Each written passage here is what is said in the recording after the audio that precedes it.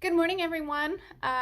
Just wanted to come talk to you a little bit about books. That seems to be what a lot of us are doing right now is reading and trying to stay positive about things.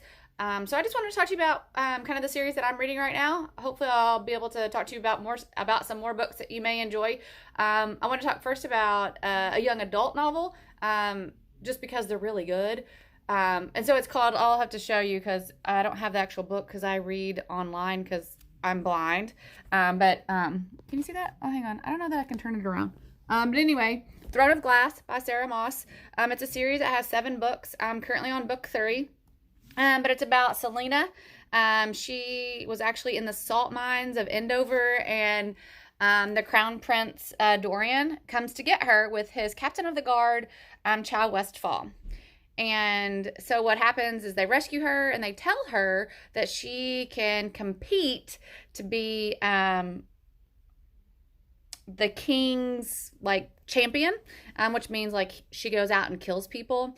But what we don't know at the beginning is that she is an assassin, and so she's been trained by the best assassin, like in the nation. Well, it's not really nations over there, but anyway. So they get back to the man, this is a really bad one. But anyway, they get back to the castle, and there she competes against all these like terrible people, crooks and criminals, and she fights them, and she's pretty good. She knows she's pretty good. But all of a sudden, people start dying like wicked deaths, like eaten up. They have slash marks on them.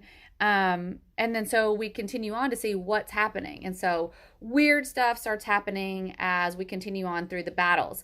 In this book, we have fairies. We have magic. We have a love triangle going on. Very strong characters. In the books to come, there'll be witches and all kinds of crazy characters. There's some really good bonding.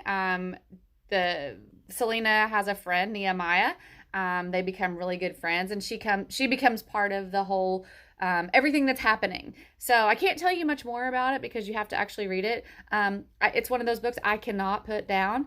It's super good. It's engaging. I love the characters, but I love Sarah Moss. I read The Court of Thorns and Roses, which we might talk about later, rated PG-13 as the book goes on, up to R, some great love scenes. But rumor has it that this book does as well. So I'm anxious to get to those books just because I think it's fun when they put those in YA books.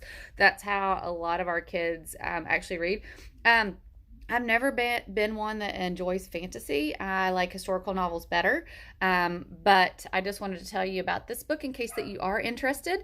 I'm going to try to go through the genres of YA and then maybe the genres of adult books. But I would recommend this highly to anyone who just wants to get away from all of this and put your mind somewhere else. That is the one thing about books, people, is it can take you places that you've never been. And right now, that's truly what we need.